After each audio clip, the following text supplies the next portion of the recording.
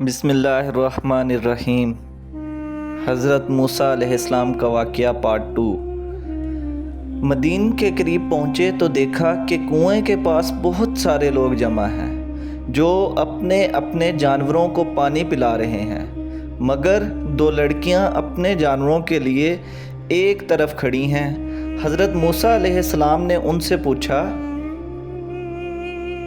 کہ تم کیوں کھڑی ہو؟ انہوں نے کہا کہ ہمارا باپ بوڑھا ہے، ہم اس انتظار میں کھڑی ہیں کہ یہ لوگ اپنے جانوروں کو پانی پلا لیں تو بچا ہوا پانی اپنے جانوروں کو دیں۔ یہ سنا تو انہوں نے پانی کھینچا اور ان کے جانوروں کو پانی پلا دیا اور ایک درخت کے نیچے جا کے بیٹھ گئے، کیونکہ شہر میں کسی سے جان پہچان نہ تھی۔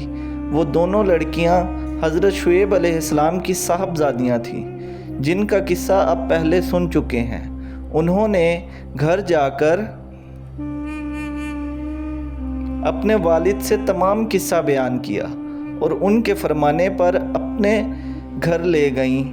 جب انہوں نے اپنی مصیبت کا قصہ سنایا تو حضرت شعیب علیہ السلام نے فرمایا، اب ڈرنے کی ضرورت نہیں، اللہ نے آپ کو ظالم قوم سے بچا لیا ہے۔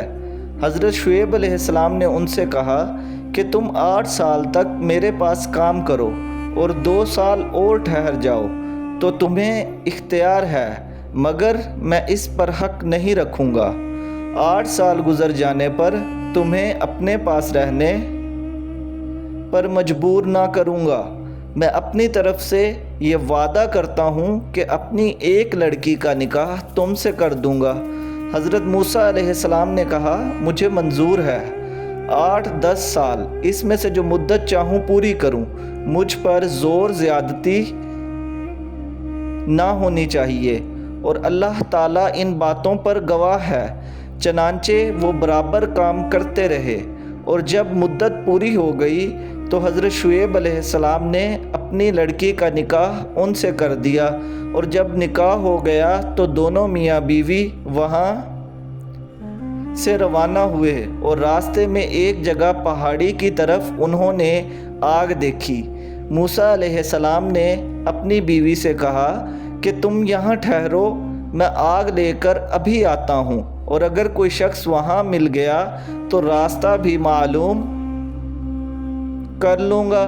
وہاں گئے تو میدان کے کنارے میں درخت میں سے آواز آئی، مبارک ہے وہ جو اس آگ میں ہے اور جو اس کے چاروں طرف ہے۔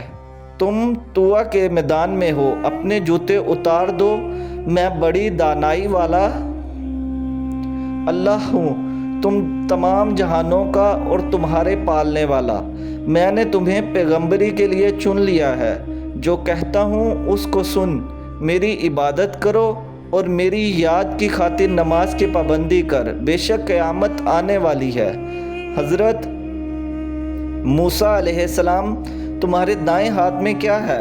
انہوں نے کہا، یہ میری لاٹھی ہے، اس پر سہارا لیتا ہوں، اپنی بکریوں کے لیے اس سے پتے جھاڑتا ہوں، اور اس کے سوا اس سے اور بھی کام لیتا ہوں۔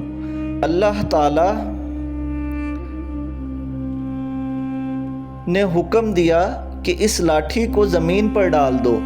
لاٹھی جو ڈالی تو وہ سانپ کی طرح دوڑتی ہوئی دکھائی دی، اس پر وہ ڈر گئے۔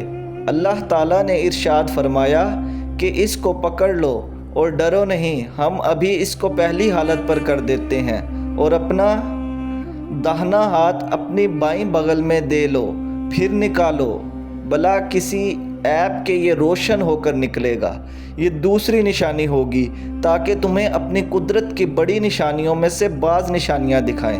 ان دونوں نشانیوں کے ساتھ ساتھ اللہ تعالیٰ نے حضرت موسیٰ علیہ السلام کو فرعون کے پاس بھیجا اور فرمایا، اس ملک میں فرعون نے فساد مچا رکھا ہے اور سرکشی پر کمر باندھ رکھی ہے۔ آپ نے فرمایا کہ مجھے ڈر ہے کہ وہ مجھے جھٹلائے گا۔ میں نے اس کے ایک آدمی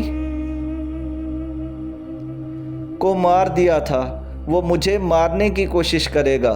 میری زبان کھول کہ لوگ میری بات سمجھیں، اور میرے بھائی ہارون علیہ السلام کو بھی میرے ساتھ کر دے تاکہ مجھے قوت ملے۔